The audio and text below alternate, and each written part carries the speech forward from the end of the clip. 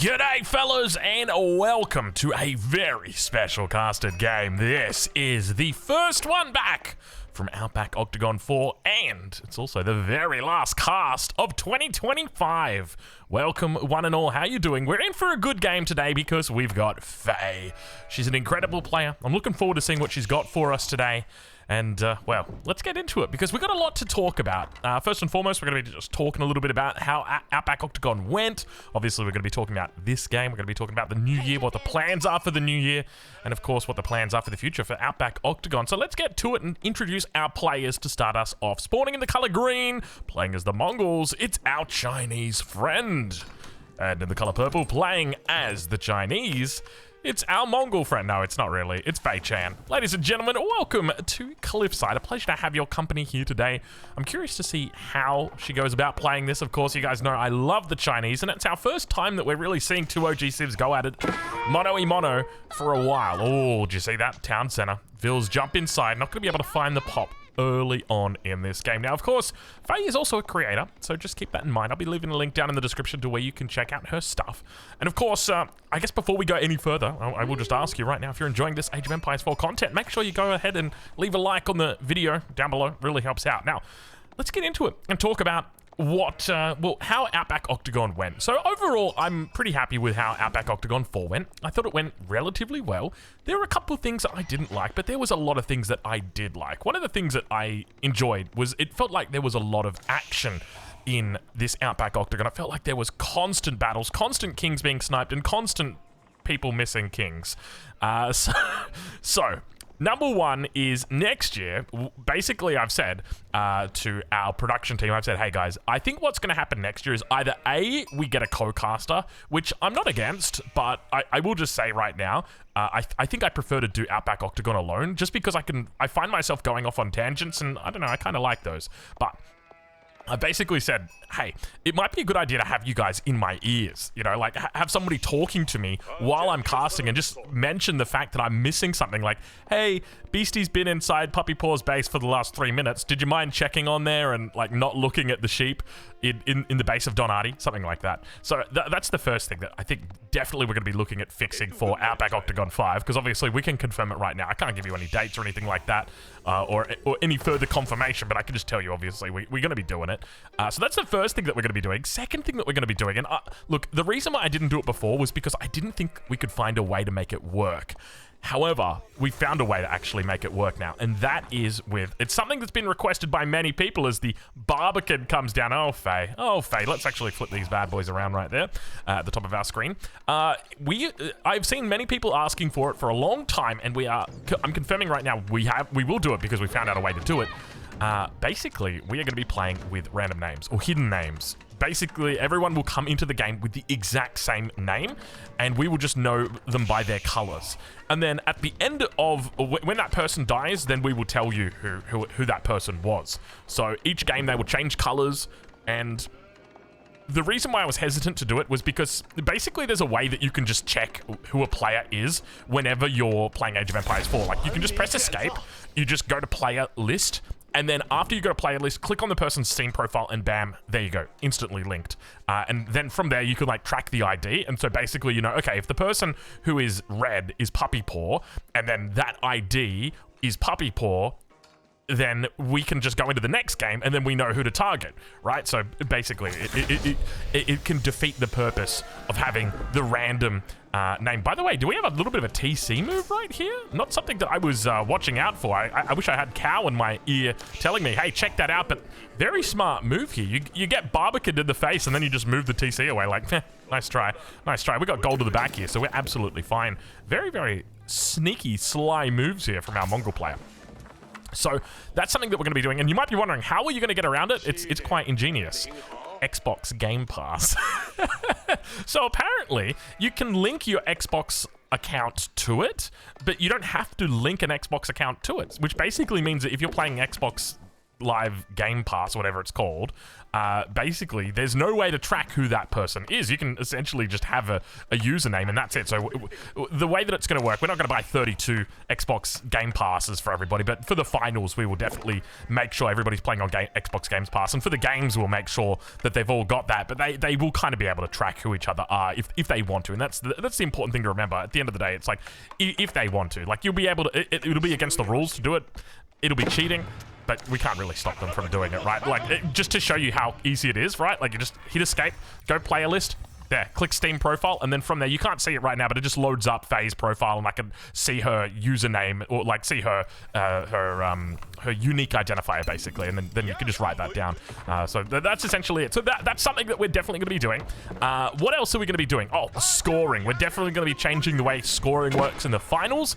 So I've had a chat with our production team about it, our admins, and they are confident that they can get something to work basically the same way that TFT or Valorant do it, which my understanding is basically you have to, like, a point threshold, and then once you reach that point threshold, then after that it's whoever wins the game first. So we're going to do something similar. It's not going to be exactly the same, I'll say that right now, but the same sort of idea. So we'll definitely work it out where it is not so much about, you know, who has the most points at the end of 5 games, but rather who's able to meet a certain point amount, you know, and then hit a certain threshold. So that's definitely something that we're also going to be looking at doing for the next Outback Octagon, because at the end of the game, but at the end of the day as well, we want to have fun games, we want to have good games, and the most important thing here for us is the viewing experience. We want to make sure that that's good, but we want to make sure that there's also stories to tell. I think the other thing to note is I wasn't really happy with the length of the games. You know, for me, Outback Octagon is all about those big epic fights where you see 200 units facing off against 200 units, and we got to see that a fair bit, but it felt like the games went very quickly. There was, you know, we had some long games in there, but it definitely wasn't the good old days of 65-minute average games, and there's a part of me that misses that. Looks like we've got an interesting Deerstones positioning coming up right here. Fei-chan, yet to make any units at this stage, but has gone into the early Song Dynasty village, now going to be coming up Outpost as well, so she could be looking for a castle age. She's only got the 2 vills, 3 vills here on the gold for the moment. How many Imperial officials are we rocking? We're getting our second and our third one in at the moment. I don't know exactly what this Deerstones is about. He's obviously taking a little bit of damage here, but we'll keep an eye on it. Castle Age, how we doing here? No Castle Age just yet for our Mongol player. Instead, it looks like we're going to have something a little bit different. Professional scouts on the way through here, or already in, so going to be brought back in.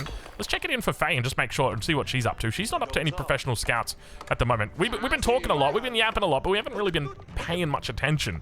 Now, I guess, so those are going to be the key things that we're going to be changing. If you think that there's anything else that needs to be looked at or needs to be addressed, please leave it down in the comments below, because all of this sort of things that we're doing, it's all based on the feedback that you guys are giving, because we basically want to continue to make the event better. We want it to be the best event that it possibly can be. I think that it's already pretty good, but hey, you know, why be great when you could be greater? And that's essentially the thinking that we're looking for here. So looks like we've also got, take a look at what we've got coming out here. We've got ourselves a couple of Khan Hunters out as well. Scouts continuing to move these carcasses back. Now, is the Deerstones purely here just to stop damage potentially coming in from the Barbican onto the scouts? Perhaps that's it. Outpost now going to be getting the hand cannon slits as well. What's the plan here for Faye? Because interestingly, she's gone into Song Dynasty, hasn't gone into professional scouts herself, and she's running out of food. You can see, look at the amount of vills she's got here. It's definitely going to be an age up. She's only just moved these vills over now. Where are you guys going? Are you guys heading out to food as well? No, it looks like they're coming over to the gold. So at this stage, it definitely seems like she's going for a fast castle. A bit of a late castle age, though. I mean, it's not super late. You're playing the Chinese, so you could literally be up in 10 seconds, but still. So, yeah, that's essentially the game plan for us next time. We're also definitely, and I will say right now, we are definitely going to be clarifying the rules about sharing relics with players. I don't, as I said, like, I don't think Corvinus 1 broke any rules by, like, doing that thing, that silly thing. He was very fortunate in that he didn't actually affect the outcome of the game, because Wham was just, like, absolutely, he was vibing, dude. He was listening to Payphone by Maroon 5. He was having a great time, and, like, he was barely paying attention to what was going on around him, so that's all good. And so Corvinus 1 really had no material impact on that game in the grand finals. So that was very, very fortunate for us, but we want to make sure that that doesn't happen again. So I don't know exactly how we'll do it. Like, maybe we'll put not necessarily a limit or a timer, but we'll basically say, hey, like, cut the yapping, basically. Don't get me wrong. I don't mind people talking. I don't mind them negotiating. I don't mind them providing information, but I'm absolutely against, like, yeah, we'll work that out. So that's definitely something. The other thing that we're going to be changing as well is making the early game a little bit better. And I think this pretty much will be a byproduct of, or this will make longer games, which is what we want. Essentially, we're going to give villagers more line of sight. Oh, this could be, no, we're okay, we're okay. We're going to give villagers more line of sight.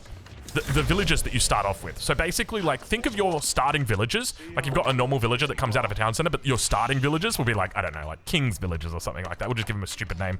And those villagers will have even more line of sight than your normal villager. Like, let's say like 2 times the line of sight. So basically what that means is you've now got the ability to see more of the map when you start off to give you a better idea on where you should be going, but it will also allow you to see where other players are spawning. Now, I saw some other ideas thrown around where people were saying, like, words to the effect of make it so that people can't, like, you can't start, or you can't build a town center until like the 2-minute mark. And I thought that's a bit of an interesting idea, but I don't necessarily want to place a burden on people like that, especially if you tell them that they can't chat. It's going to make a lot of fighting, you know, maybe give them like a peace treaty for 2 minutes or something. But yeah, like, I think there still needs to be an element of FFA, right? Like, if we wanted things to be super duper fair, then we would just, we'd put them on FFA, but we just wouldn't put it on Nomad, right? We'd just go standard. And then that makes a whole bunch of players, well, it makes everybody just spawn around like a circle, basically. If you were just like to take a clock and just put them at specific intervals, that's what happens. What do we got? We got Jukunu, but it's veteran Jukunu coming out here.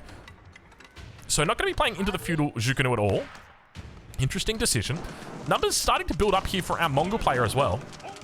A lot of units out on the field here. Keshik number is rising. Slowly working down this palisade wall on the front. No secondary wall coming through just yet, but more outposts. So it looks like Faye's going to be looking to defend. We've already got the hand cannon slits coming through. I don't think this outpost is going to get up. She's going to try and stick it. 48 vills at the moment. Expect at least 1 to go down. That's 2.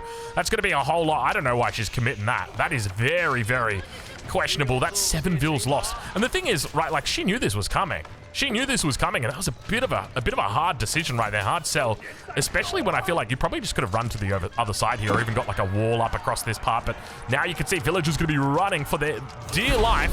Khan gets taken out.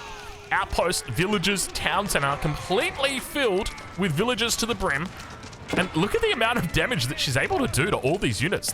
She has worn down the army completely here. So, yeah, it felt like a massive mistake here. I think she's probably lost about 7 or 8 villagers unnecessarily. So, definitely a bit painful in that regard. But, yeah, that's essentially it. Like, we want people to have more information when they're starting off. We want them, and I think by having more information and being aware of where other players are and where their villagers are going, then that's going to give you you know, a little bit more intelligence, not intelligence, but a bit more information about where you should spawn. And if you've got a bit more of a defensive spawn, it means the game might go for a little bit longer. And then if 5 people have got better spawns, then it means, you know, games are going to be a bit fairer. You're not going to have that classic case of 6 people spawning next to each other and Lucifron 7 just cleaning up the whole lobby. That's not going to be happening as much with more line of sight on your villagers. But I'm curious what your thoughts are about it.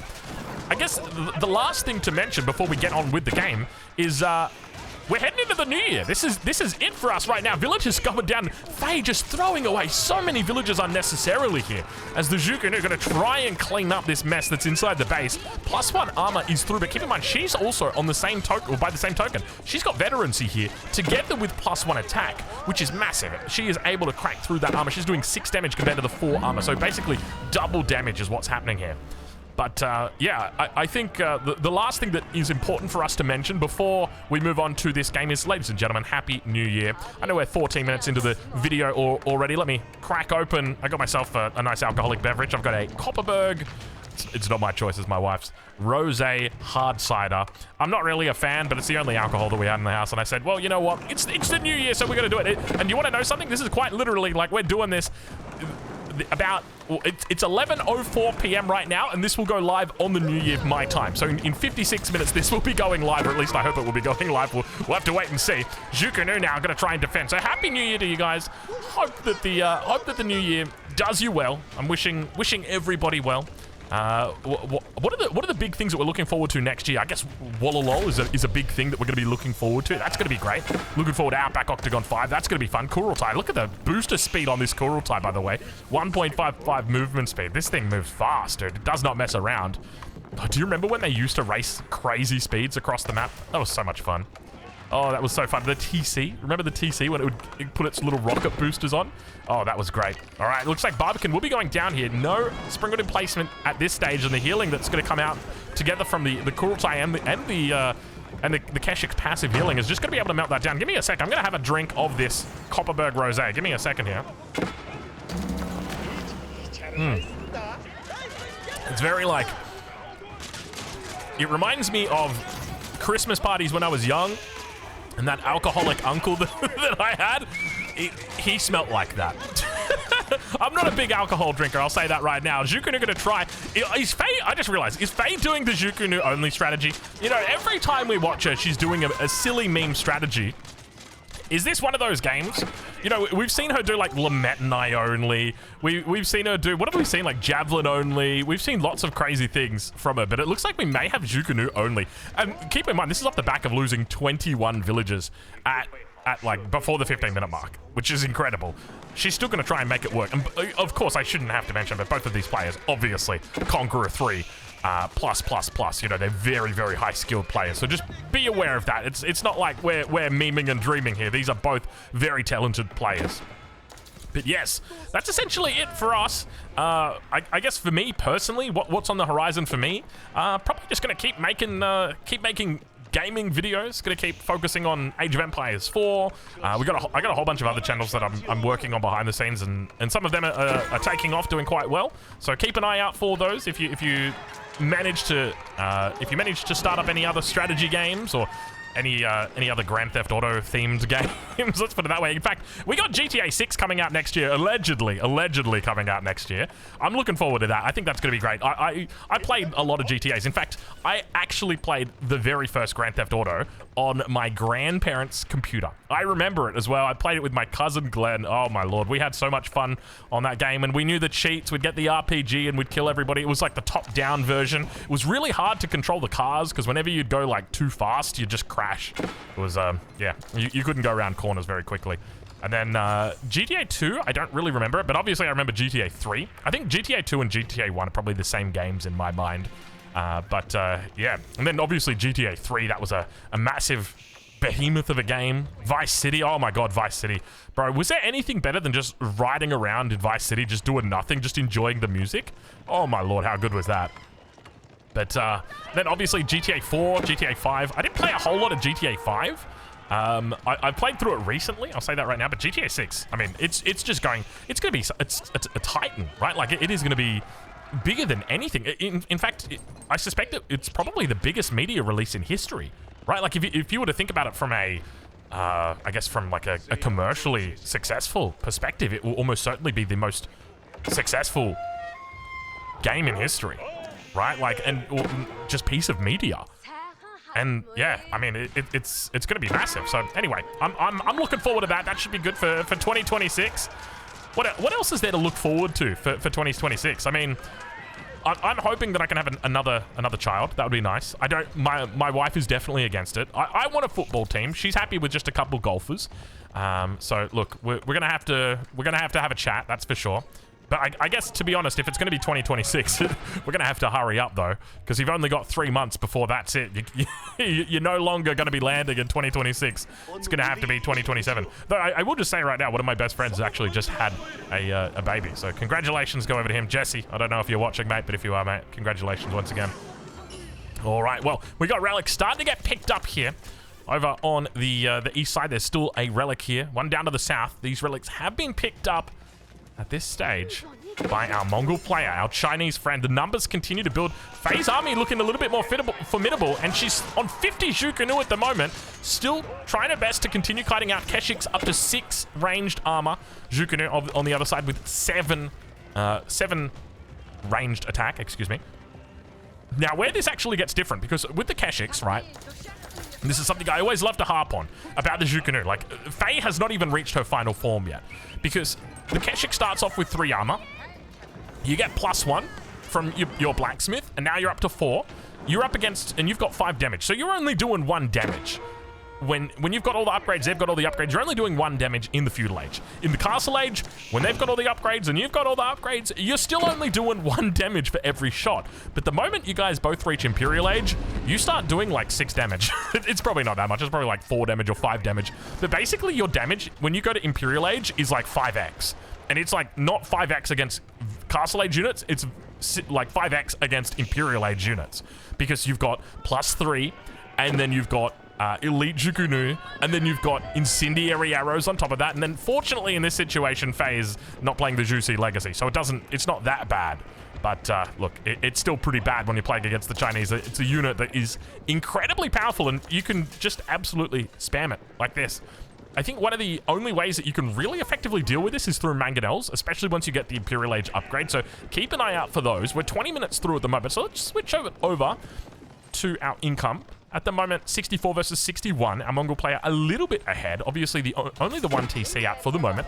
Relics are coming back through as well. That's the second relic that's been picked up. And you can see the Shaman down here coming out a little bit empty-handed for the moment. Third one about to be picked up. Faye, obviously, only got that one that's safe towards the back. The wall has come up, though, so the Shaman's going to have to make a bit of a run across that bottom side if he wants to, if he dares to.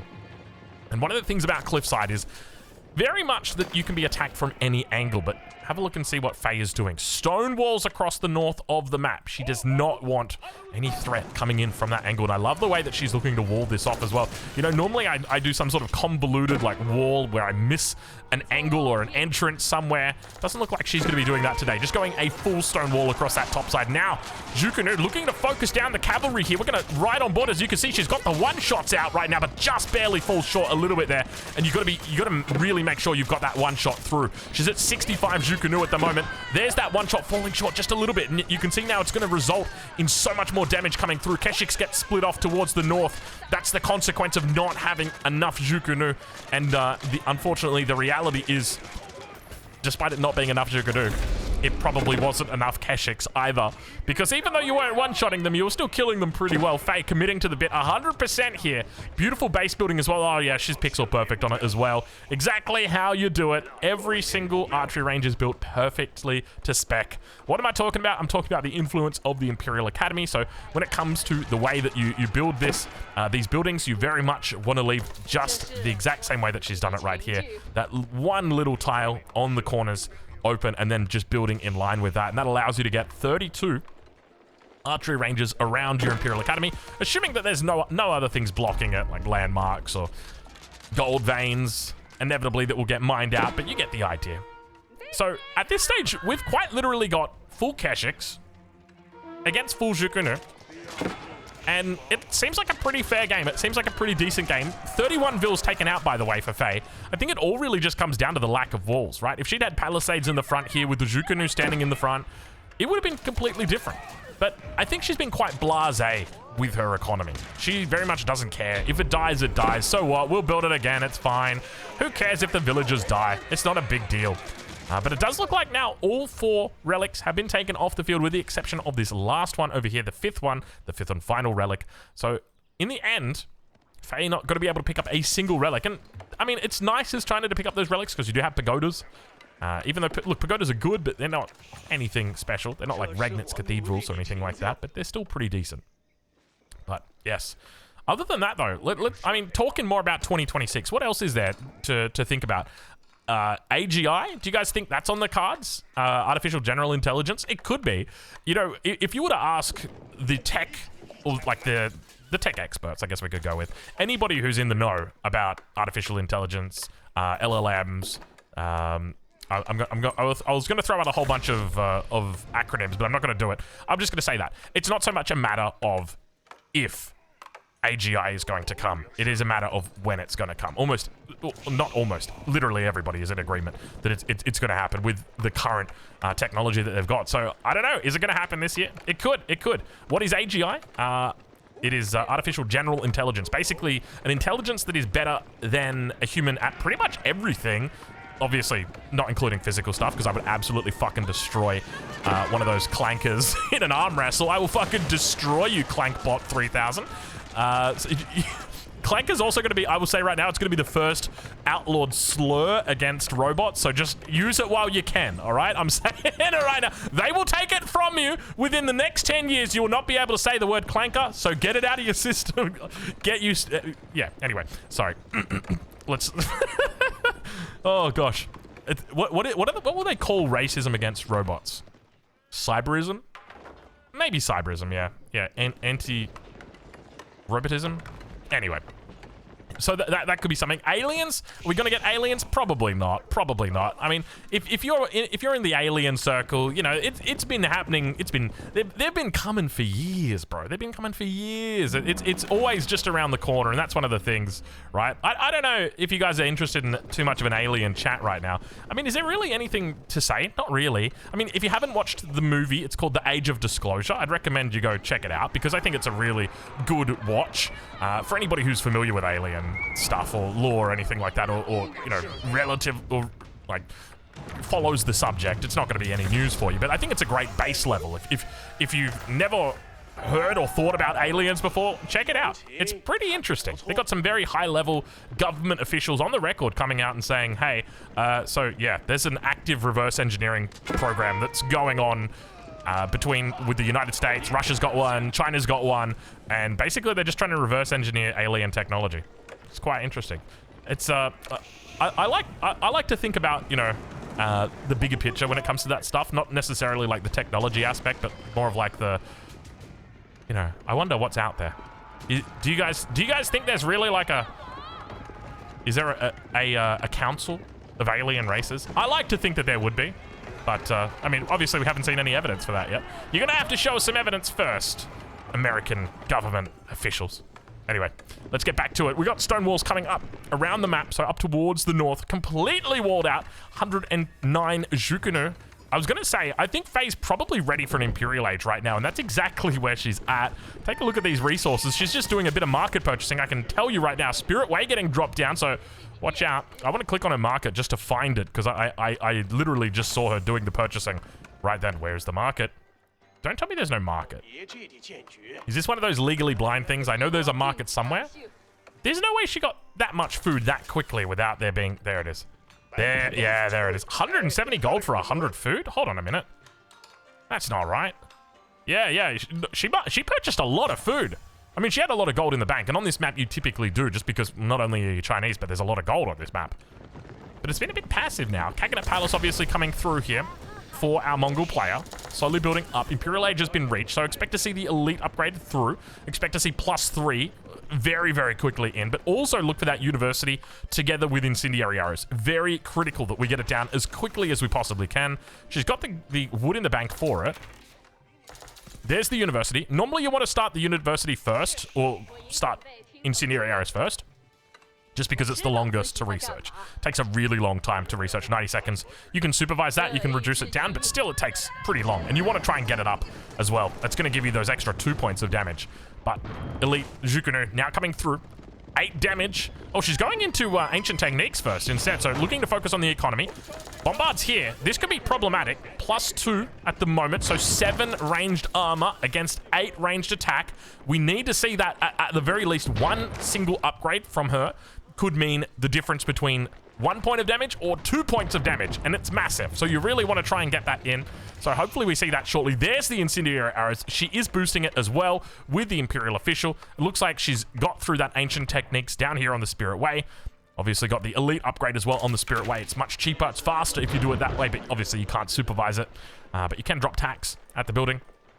A keep comes up as well. And Faye looking to try and hold in this position. Kurultai now going to move up. It's a big army coming out from both of these players. Keep in mind that when it comes to the army value, it's relatively even. The Mongols favoring it slightly at the moment at the 28th minute mark. Faye just holding on. Yes. I'm also curious to see, for 2026, obviously with Age of Empires 4, we've got some big DLCs coming through. We've got 2 expansion packs / DLCs coming in. The first one, we know it's going to be a campaign. We know that there's a campaign. We don't, I think I'm pretty sure it's in China. Is that what they said? Or at least, I'm pretty sure they said something to do with China. So I'm hoping at the very least they give us like 1 variant civ. If they can give us 1 variant Chinese civ, I'll be super happy. If they give us 2 variant civs, like 2 variant Chinese civs, oh my god, bro, I would be I would be happy as a pig in mud. I will say that right now. That would be absolutely lovely. So hopefully we get that. Did we get +3 in just yet? Yes, we have. Okay, so she's fully upgraded at this point. So 11 damage is what she's now doing. Compare that over to the Keshiks.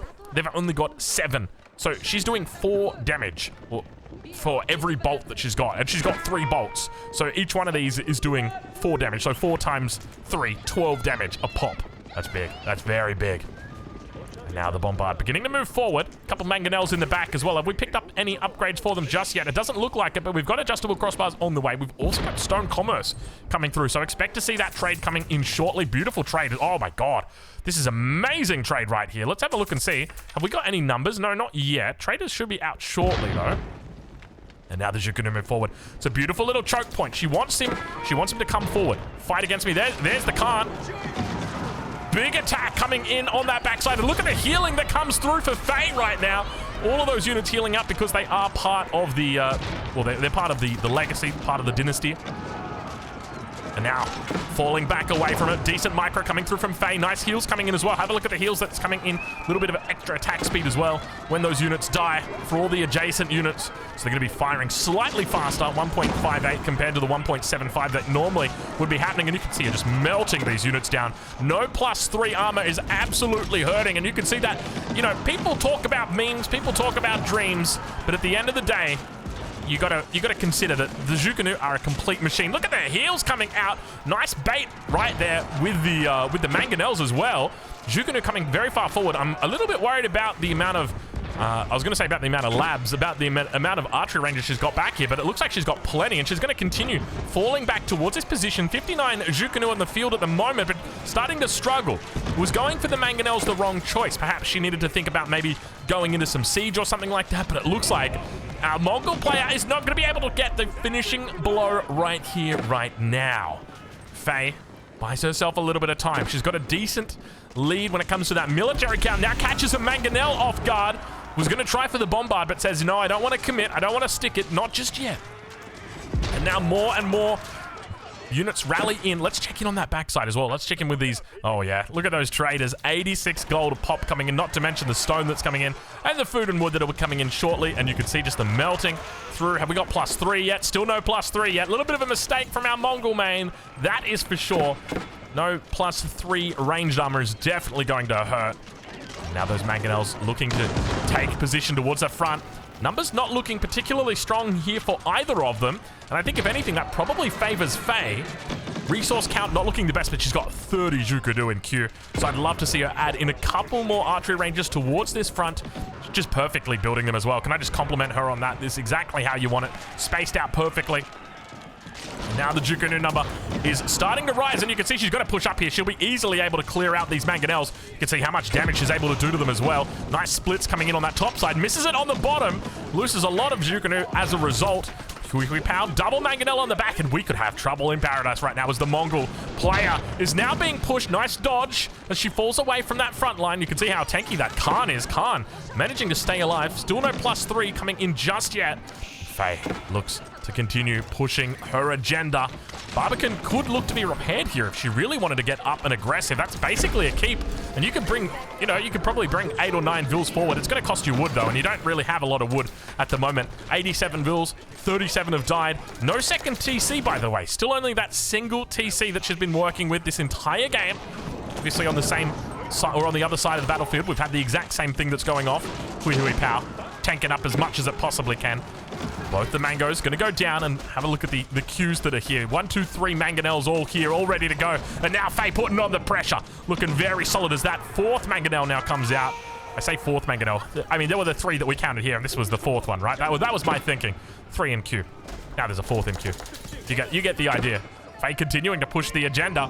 Behind the scenes, we've still got these wolves. Let's switch off the perspective of our Mongol player so we stop hearing those wolves constantly calling out. That mango does indeed go down. And now triple mango on the back. I don't think you can really pressure that. Not with these numbers. It's going to be very hard to push into.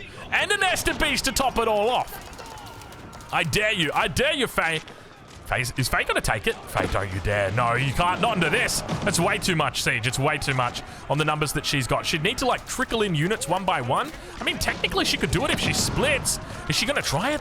It looks like she might. The way that she's split up here, you can see she's in line formation. That's a smart move. Put them in line formation and just make 5 or 6 of them. Move them out into different spots. You can see the reinforcements continue to come in. She's got a handful of them in on the way, 27. But look at the amount of units that continue to come up. It feels like the main thing she's missing here is like that little bit of extra siege. I would love to see that Barbican come up, or maybe a forward keep just right when those before those mangonels came out. It would have been amazing if she was able to do that. But obviously it's very tense here. They both just hit Imperial Age in the last 10 minutes. And, well, they're pushing their agendas, but it looks like we've got a little bit of space for the moment. Now, keep in mind, not a lot of stone in the bank here for Faye. Her opponent, on the other hand, more than 1,000 stone in the bank. Obviously not going to be dropping any keeps with it, though. Give me a second here, folks. I'm just going to take a quick drink of the rosé. Rosé? Is that how you pronounce rosé? Rosé hard cider Copperberg. It's really nice. I'll say that. It's not the best, but it's nice. I prefer the Copperberg. Copperberg have this one drink. Dude, it's crazy.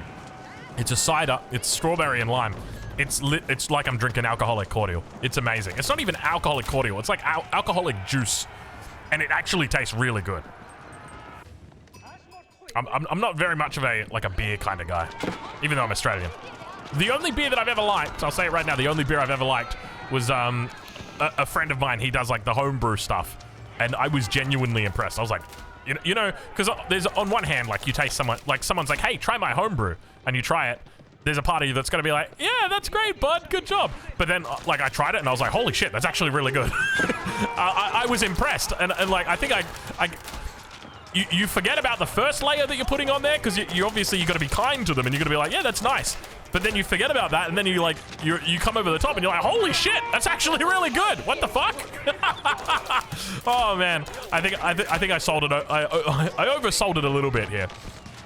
Keshiks now breaking their way through into the back line. A whole bunch of granaries in here. Unfortunately, a whole bunch of tax that's never been collected, which is always the way with the granary. I think I've probably put through about 24 suggestions about how granaries and tax in relation to granaries could be changed, but unfortunately, we're still stuck with this situation. The main trouble that you've got, it's quite an interesting thing, is often you want to put your granaries away from like everything else because you want them at the back of the base. And so what will happen is like your Imperial officials will run out over towards the granary and they'll pick up the tax. But by the time they've run out here, there's no drop-off location that's close enough for the AI to actually say, okay, I'm going to go drop off this tax. And so they'll pick up the tax from like this back granary and then they'll just go idle. And they'll just stand there. And because of it's like, so you have to build a drop-off thing for them. And so that's very often why you see players like building the Spirit Way. That's part of the reason why buildings like the Spirit Way can actually do that now, was because of us, because of the Chinese lobby. I'll say it right now. We may have lobbied the devs a little bit, but yeah, it's one of those things where it's nice. I don't know whether or not Imperial Palace can do it. No, they can. Barbican obviously can. It's one of those nice little ways that you can guarantee that you'll be able to pick up your taxes in the late game. But that siege number is starting to build again, and I think our Mongol player has caught on at this stage, right? Like, if you're playing 37 minutes through a game, and you faced 700 Jukunu, do you, A, think that your opponent is going to make another unit and potentially prepare for it, or B, make 1,000,000 mangonels? For me, I would just be, at this point, I would literally be making only mangonels.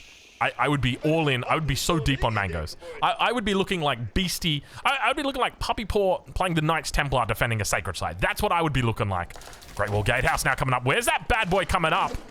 Hold on a minute. Hold on a minute. See, it's a Great Wall Gatehouse. And I mean, yeah, there's Squeaky Powers up. Oh, she walked right in. She just walked right in. All the mango is just going to get taken out immediately. There's a lot of damage that's being done, but the fact that you can take them all out. Beautiful bait there by Faye. Oh my god, she is a master baiter.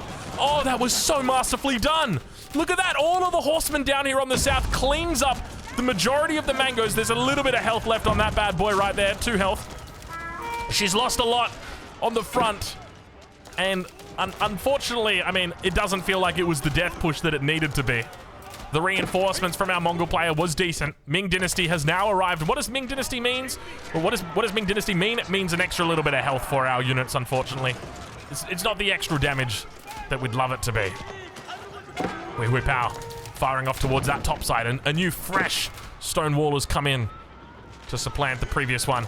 And now making her way back. Oh, this could be good. Faye, use that. Use that. Get up there, Faye. Come on, come on. There we go. There we go. Now we're talking. No, we're not talking, apparently. There's a couple up there. I want to see that buff, because not only do you get extra range, you're also going to be getting the long wall. All units standing on walls gain 25% ranged damage. Oh, finally, she realizes. There we go. So now they're doing 14 damage.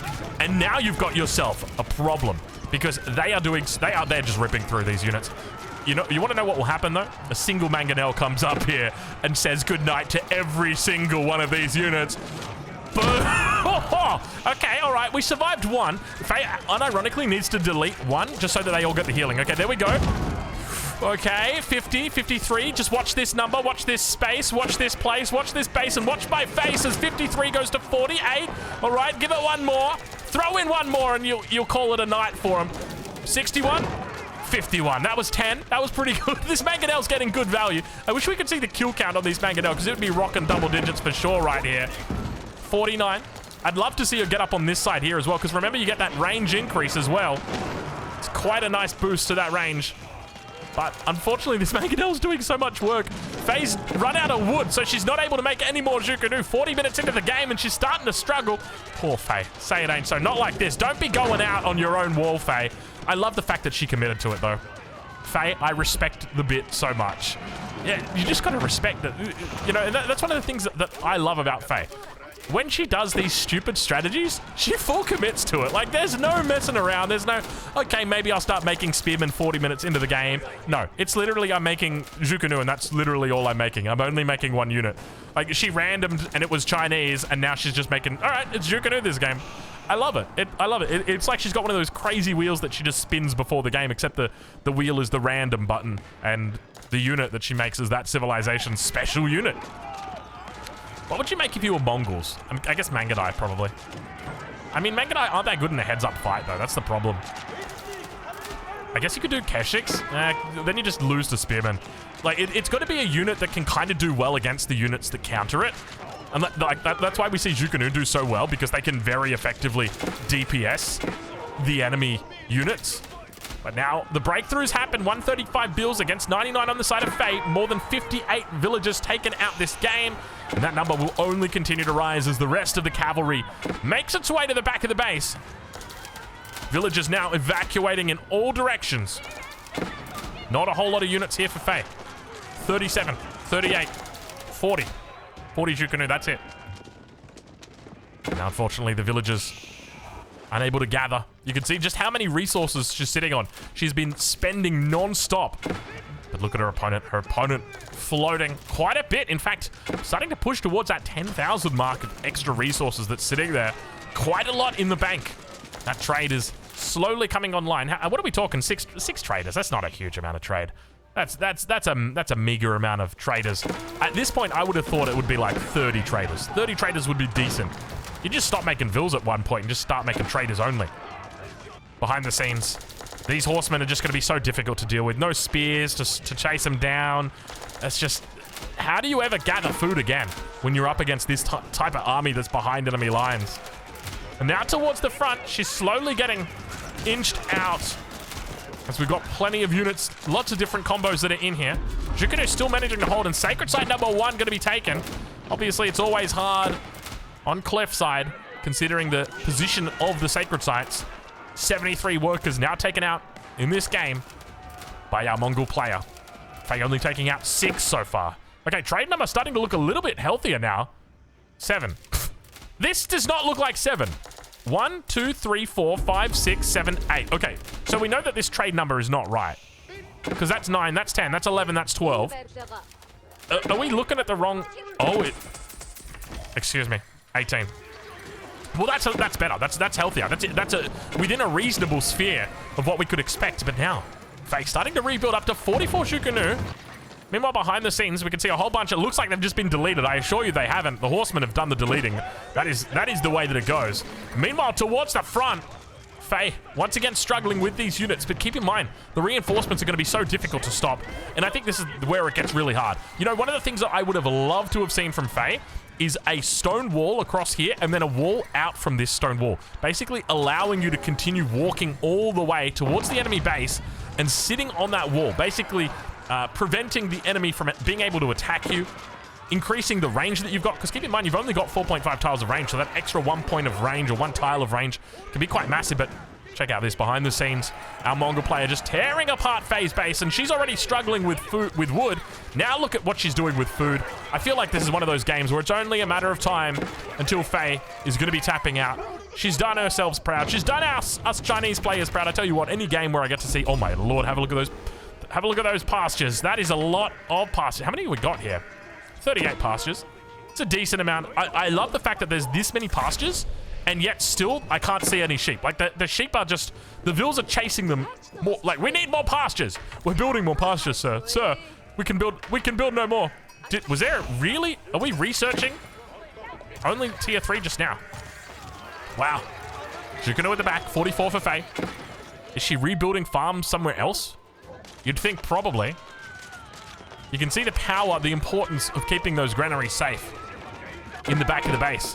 They become a target for the opponent, especially once they know where they are. They just keep on trying to run by, keep trying to hit. And now the siege continues. Faye in a bit of an awkward spot here as the siege from the Hui Hui Pao in the middle of the map is raining down upon her base. Kurultai coming forward here, provides a little bit of assistance. And slowly the Hui Hui Pao sieges down the archery rangers. Faye with 2 Jukunu in queue, 49 on the field.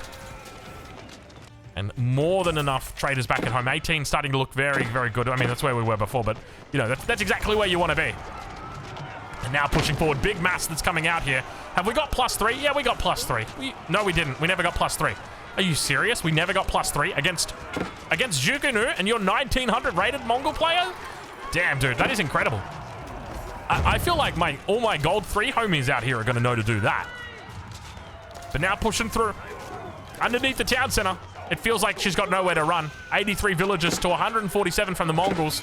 More than 8,000 resources in the bank here. Horsemen cleaning up towards that top side. Ladies and gentlemen, Happy New Year. That's going to be it. Faye tapping out in this final game of 2025. Have a good New Year. I'll see you in 2026. It's going to be a good one. And I'm sure we're going to have a great time. We're going to have a great 2026. It's going to be amazing.